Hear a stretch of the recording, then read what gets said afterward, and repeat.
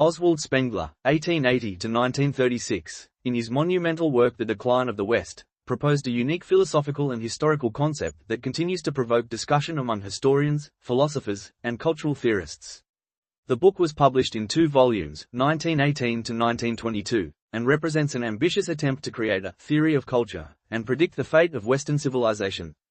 Spengler analyzes human history not from an economic or political perspective, but through the lens of cultural morphology, viewing civilizations as living organisms with life cycles of their own.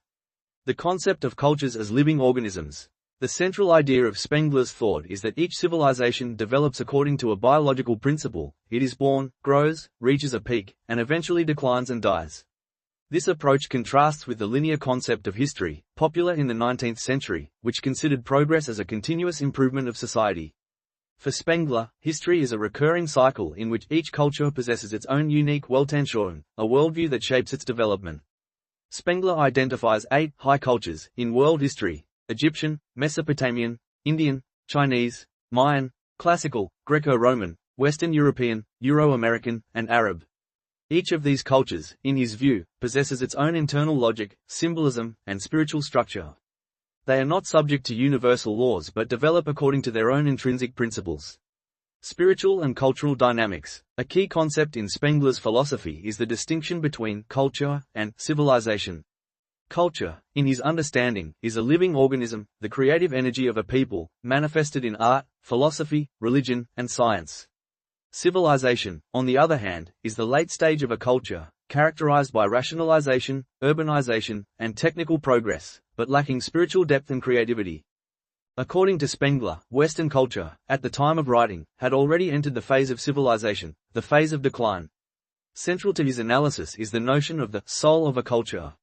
Each culture expresses a particular type of soul, which manifests in architecture, music, language, philosophy, and social institutions. For example, classical culture was Apollonian, harmonious, static, and oriented toward eternal forms. Western culture, according to Spengler, is Faustian, marked by an unending drive to explore, expand, and conquer space and time. This Faustian drive leads to technological progress but simultaneously signals the onset of civilization, when the spiritual energy of the culture gradually diminishes. Cycles and the decline of civilizations. Spengler argues that Western civilization is in a state of decline, which began in the 19th and early 20th centuries. He links this decline to the erosion of artistic creativity and spiritual life, the growth of bureaucracy, and the rationalization of political structures. Civilization tends toward organic decay, empires and states expand, the economy and technology reach unprecedented levels, but the spiritual core weakens. Evidence of this decline can be seen in mass culture oriented toward entertainment, the mechanization of life, the formalization of science, bureaucracy, wars, and social crises. Spengler devotes particular attention to the history of European culture. He analyzes the Middle Ages, the Renaissance, the Enlightenment, and industrialization as expressions of the Faustian soul. Each epoch follows the internal logic of the culture and simultaneously moves it closer to decline. The Faustian culture reached its peak in the 19th and 20th centuries. Technological progress, scientific discoveries, and the Industrial Revolution are all evidence of the culture's strength, yet they also indicate its exhaustion. Science, technology, and politics. An important theme of the decline of the West is the role of science and technology. Spengler believes that civilizations develop less through politics than through technological achievements. Science and technology become the driving forces of civilization, replacing the spiritual foundations of culture. Yet this progress leads to a loss of genuine creativity and spiritual vitality. In politics, democratic institutions, parliamentary systems, and international organizations represent the civilized phase, where power becomes bureaucratic and loses its living connection to culture. Fatalism and predictions. One controversial aspect of Spengler's work is his fatalism. He claims that the decline of Western civilization is inevitable, just as the decline of Egyptian or Roman civilizations was inevitable. His predictions do not allow for radical transformation. Culture follows its own laws, and human intervention cannot alter the course of history.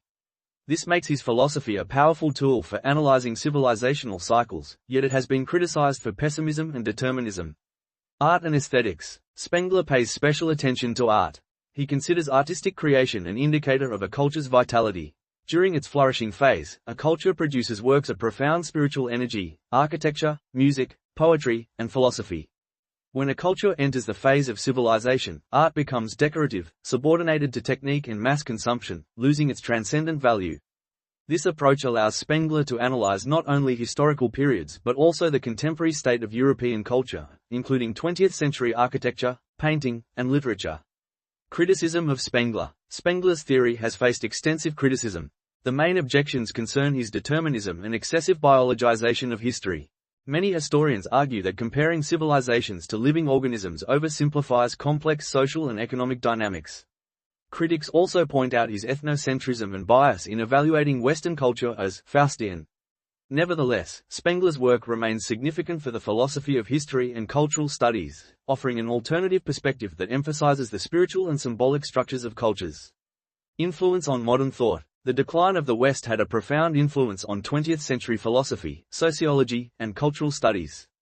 Ideas of historical cyclicality, the distinction between culture and civilization, and the emphasis on the spiritual foundations of human activity inspired thinkers such as Arnold Toynbee, Karl Jaspers, and others. Despite criticism, Spengler's concepts remain relevant in analyzing the decline of contemporary societies, globalization, and the crisis of European identity. His thought continues to be cited in studies of cultural decay, socio-political crises, and transformations of mass culture. Conclusion. Oswald Spengler's The Decline of the West is an ambitious attempt to understand human history through cultural morphology and the philosophy of culture.